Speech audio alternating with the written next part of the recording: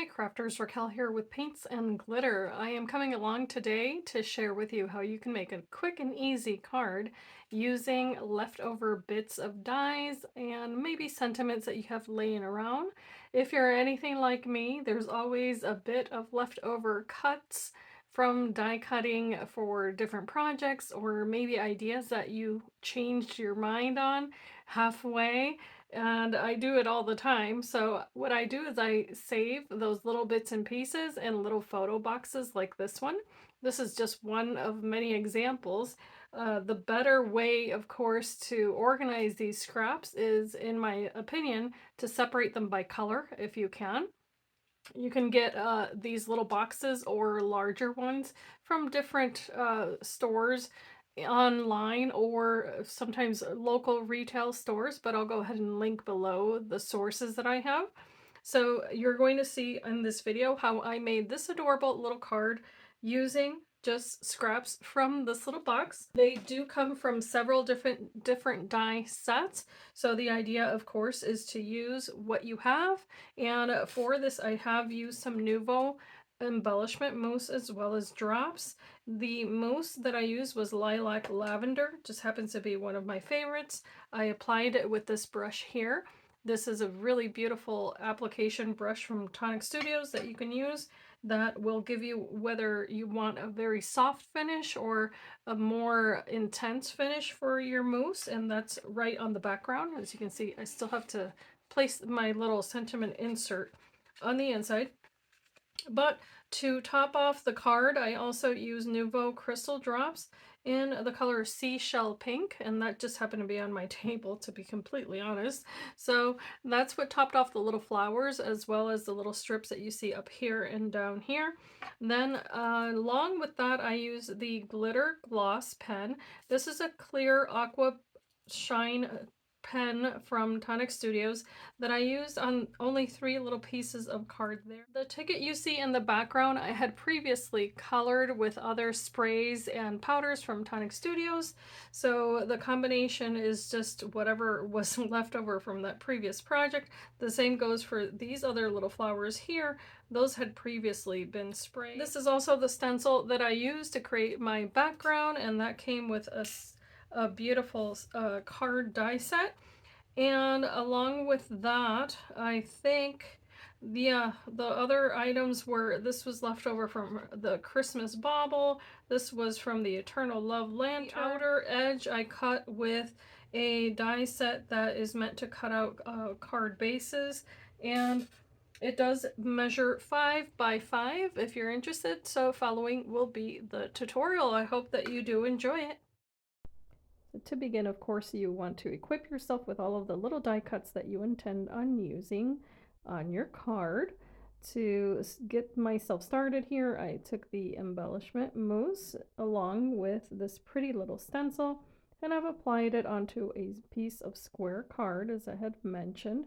It is a super easy way to alter any kind of leftover papers you may have. Then I did cut it out using a scallop square, as you see here. Using the low tack tape, I was able to apply that onto that background. And this will be my matting layer on top of a 5 by 5 square card. I did use a 110-pound base for this card.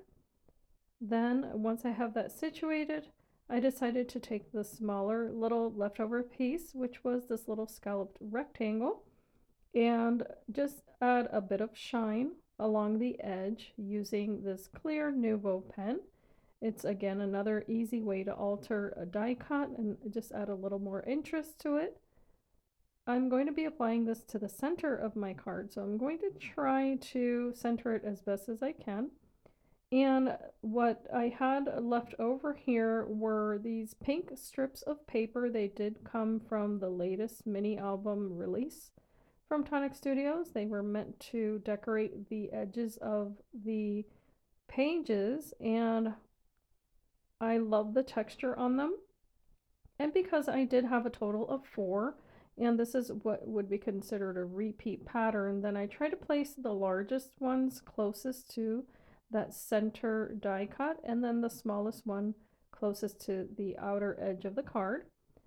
The little swirls, of course, are from the bauble die set that Tonic Studios released, and it reminded me of the Eternity mathematical sign, so just went ahead and paired those together on that top right hand corner of this card. And to top off the center portion, of course, I added that adorable little ticket shape. Can never go wrong with a ticket shape on a card, in my opinion. And this is going to draw your eye to that adorable little sentiment. Then, because of the theme being love, of course, I took advantage of that tiny little strip that has the embossed hearts. That again was from the Eternal Love Lantern die set. Then from the little Matryoshka dolls, there were these little pieces left over in my little stash. I added a little bit of glimmer to these as well. And these are going to form a little bit of a floral accent on this card. And of course, it's a loose interpretation, but I'm going to be repeating these 3 times.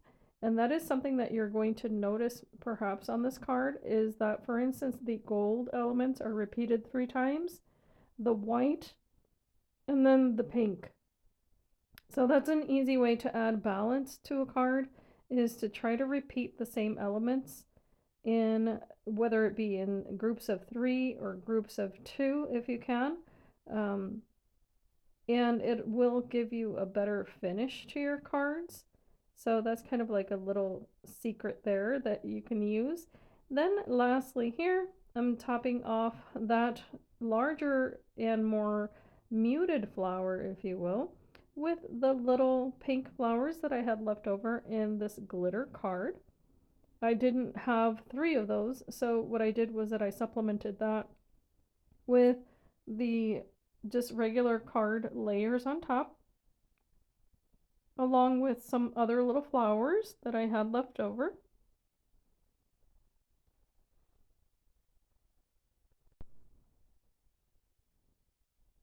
And once I was happy with the placement of the little flowers, I just went along with the little pink drops.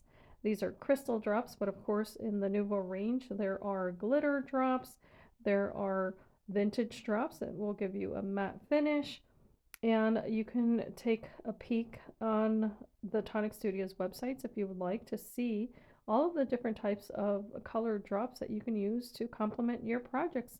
Feel free to use the links that I will leave for you. So that way, if there's anything that piques your interest, you can go ahead and take a look at what's available. Don't forget that this week there will be some special deals at Tonic Studios on Wednesday, which will be Valentine's Day. And then I do invite you to come and watch the HSN launch of some really beautiful projects. That will be on the 12th of February. So I will leave details of all of that in the description bar of this video. Be inspired and be blessed.